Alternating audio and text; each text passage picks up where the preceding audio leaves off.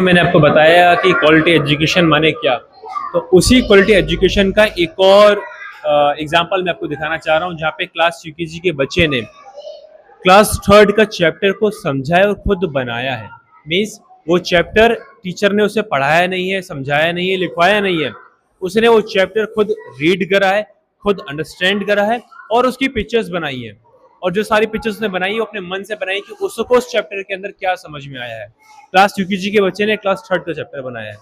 ये कमाल हो सकता है बी एकलव्य के स्टडी प्रोसेसिंग मेथड से, जहाँ पे हम बच्चों को स्किल्स डेवलप करवाते हैं और उनके अंदर के डर को बाहर निकालते हैं। तो बी एकलव्य का स्कूल ट्रांसफॉर्मेशन जो प्रोग्राम है, उसके अंडर हम स्कूल्स के अंदर जाते हैं और ये सारी स्किल्स डेवलप करवाते हैं। एक ऐसा स्कूल MS अकेडमी मझौले बाजार बिहार में हमारे पास है, जहाँ पे क्लास यूकेजी के बच्चे ने क्लास थर्ड का चैप्टर समझा है और उसे बनाया है। आइए उस बच्चे से चैप्टर सुनते हैं और बात करते हैं उसे कैसा लगा। क्या नाम बेटा आपका? आर्य यादव। कौन सी क्लास में पढ़ते हैं? ये ये चैप्टर आपने बनाया है? कौन सी क्लास का है ये? थर्ड। क्या नाम है इसका? दादी की सीख। ये टीचर ने आपको समझाया था या आपने खुद समझा है? हम खुद समझे। बहुत बढ़िया। आपकी क्लास में और भी बच्चे बना सकते हैं, खाली आपने बनाया है? और बच्चे बना सकते, बाकी बच्चों ने भी बनाया है? ऐसा।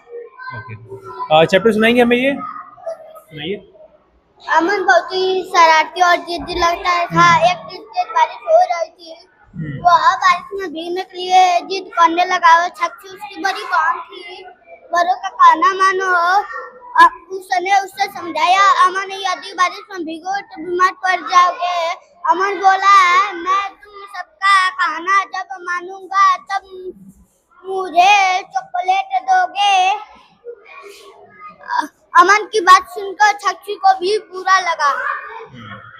जो ये आपने पिक्चर्स बनाई है, बुक की देखी हुई है या आपने खुद बनाई है? खुद बनाई है आपने। तो आप देख सकते हैं कि बी एकलव्य का स्कूल ट्रांसफॉर्मेशन प्रोग्राम के बाद बच्चों के अंदर स्किल्स डेवलप करवाने के बाद बच्चे किस लेवल तक पहुंच सकते हैं।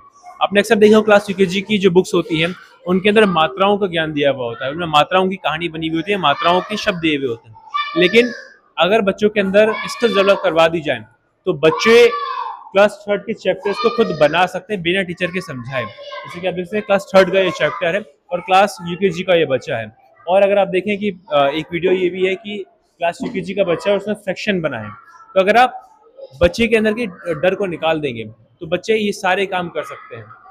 अभी मौजूदा स्थिति जो है स्कूल्स की, वहाँ पे स्कूल्स बिल्डिंग्स पे ध्यान दे रहे हैं, लेकिन क्वालिटी एजुकेशन के अंदर बच्चों की स्किल्स आती हैं। बच्चों को क्लासरूम के अंदर क्या सिखाया जा रहा है, क्या पढ़ाया जा रहा है, ये आता है।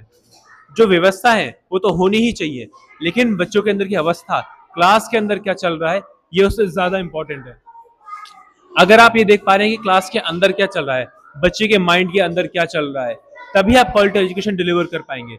नहीं तो आप सिर्फ बड़े बड़े कमरों के अंदर बैठे हुए बच्चे ही बना पाएंगे, जो चीजों को रटेंगे और एग्जाम आने पर उनको कॉपी में लिख कर आ जाएंगे, उनकी समझ विकसित नहीं हो पाएगी। जैसे कि आप देख सकते हैं पिक्चर्स जो उसने बनाई है, ये इसकी समझ है, इसे चैप्टर से क्या समझ में आया इसने वो बनाया है।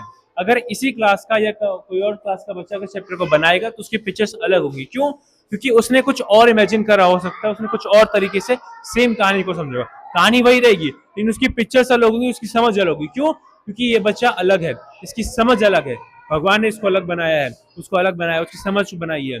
समझने की ताकत सबके पास दी गई है, लेकिन जो इमेजिनेशन है वो उसके पास अपनी है। अगर आप देखें स्कूल के अंदर अक्सर जो बच्चे होते हैं उन सभी का क्लास वर्क, होमवर्क दोनों सेम रहता है। क्यों? क्योंकि वो एक व्यक्ति की समझ है जो बाकी बच्चों पर थोपी जा रही है, और वो है टीचर्स।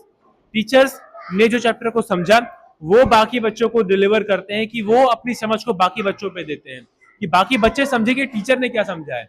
जबकि होना क्या चाहिए कि बच्चों की समझ के ऊपर काम हो, बच्चों को क्या समझ में आया है इसके ऊपर हम काम कर सकें। तो ये पिक्चर्स, ये पिक्चराइजेशन, बी एकलव्य का study processing method, B Eklavya का स्कूल ट्रांसफॉर्मेशन प्रोग्राम, वो मेथड है, वो तरीका है जहां पर हम बच्चों की समझ को विकसित करवाते हैं और बच्चों को क्या समझ में आया है इसके ऊपर काम करते हैं। अगर आप भी चाहते हैं कि आपके स्कूल में बी एकलव्य का स्टडी ट्रांसफॉर्मेशन मेथड हो, तो आप इस नंबर पर कॉल कर सकते हैं, हमसे कनेक्ट कर सकते हैं। वीडियो देखने के लिए बहुत बहुत धन्यवाद।